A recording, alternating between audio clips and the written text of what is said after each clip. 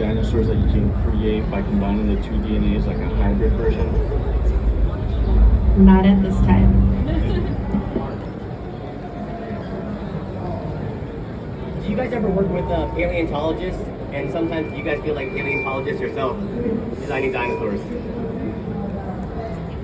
Yeah, I'll take it. That's a great question. The answer is yes. A lot of the time.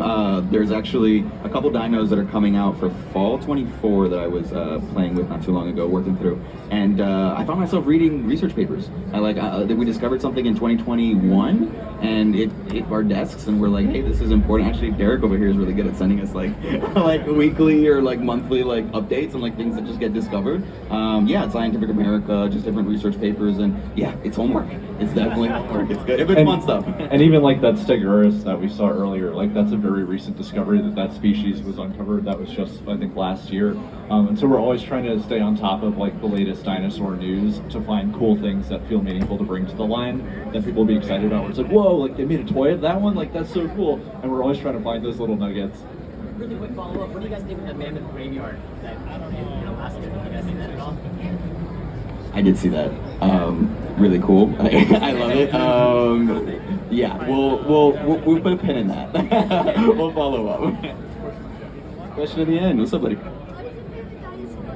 Favorite dinosaur? It's always a good question. T-Rex.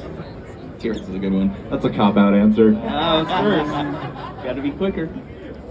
I like the Kronosaurus. I know it's not actually a dinosaur, it's a marine reptile, but Kronosaurus is pretty sweet. I recently got to go to the Natural History Museum in London, and I got to see the Patagotitan, and I have to say the scale of that, like you can't even see me in the photo. So that's my recent favorite.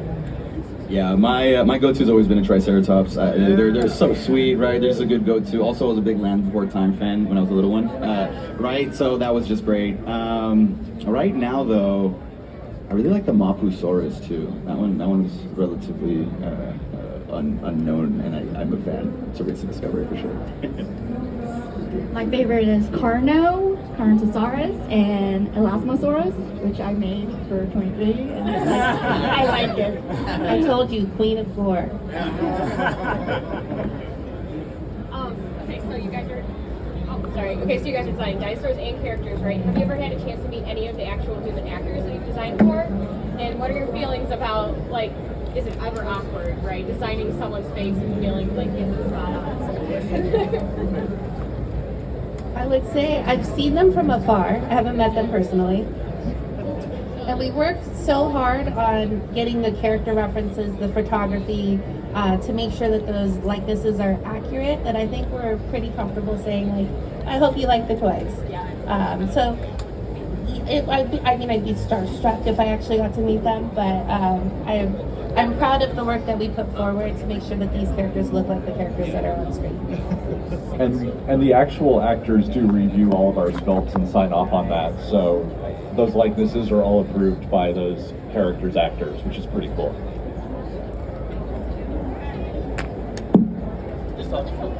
This one's in terms of accuracy.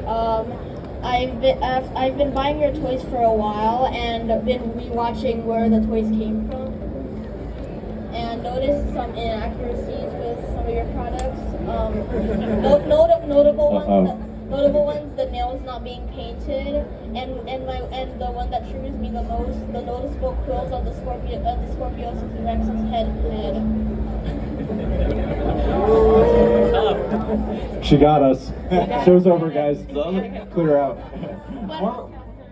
I was gonna say, like, one of the things that we want to make sure is that we get toys to you that are affordable and as accurate as we can get them. And sometimes we have to make concessions. We also work this way. Yeah, there we go. We also work really closely with the filmmakers, and so some of the decisions that are made by the filmmakers, we have to abide by in the toy, whether or not it ends up on screen, because we're on different timelines than the movies or TV shows are on when we're making those toys, because we have to make them out of plastic. So we hear you, and we'll stay on top of it, and we'll make sure in the future that we're being as accurate as possible. We release the toys at the same time as the show, I promise.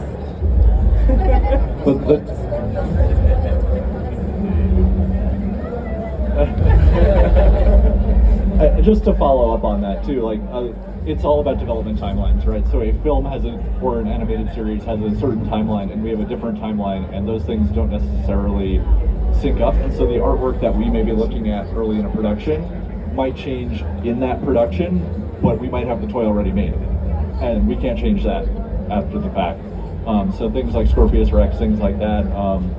You know, we do our best with the information that we have, and we try to create the most awesome version of the dinosaurs. Even if that design shifts a little bit, we're still trying to bring something that we know people will love. And at the end of the day, that's kind of what it's all about. It's about the fun, and it's about the excitement of those dinosaurs. And then the Hammond collection is where it's about the details.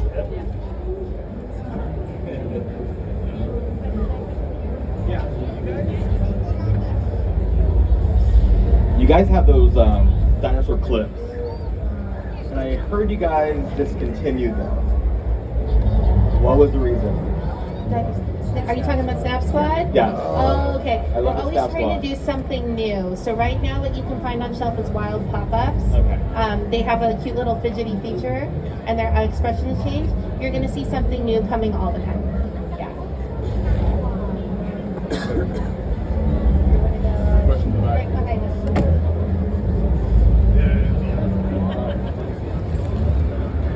I think I saw in the promo shots of the Spielberg some of the workers.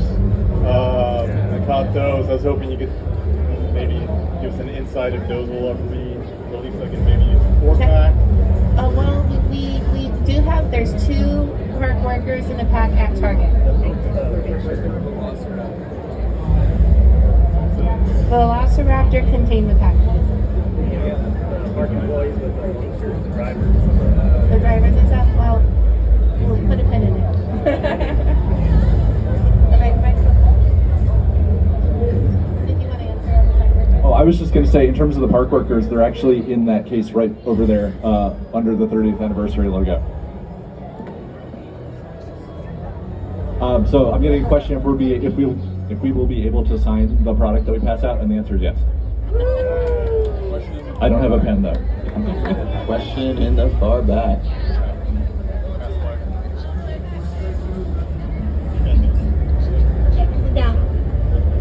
Okay, so I kind of missed the presentation, trying to get in. Will we be able to see it? Will they play it again? I believe I saw lots of cameras out here, so hopefully it ends up online. Is there any specific slide that you wanted to see? Well, maybe, like, do you have anything about the Velociraptors or anything like that?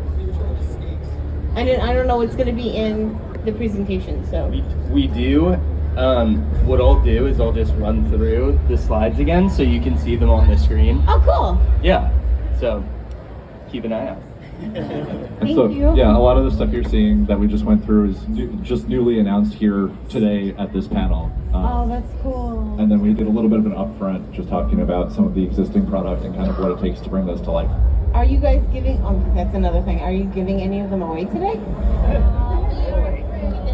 Ah, dang it. Yeah, sorry.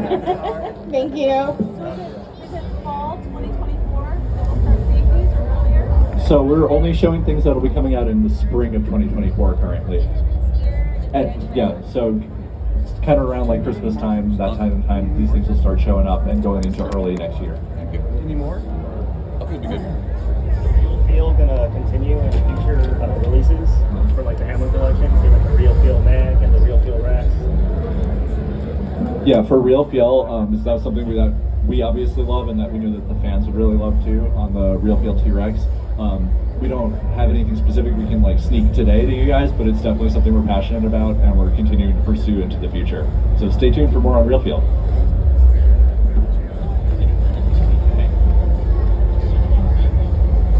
All right, I think that wraps it up. Thank you again for coming.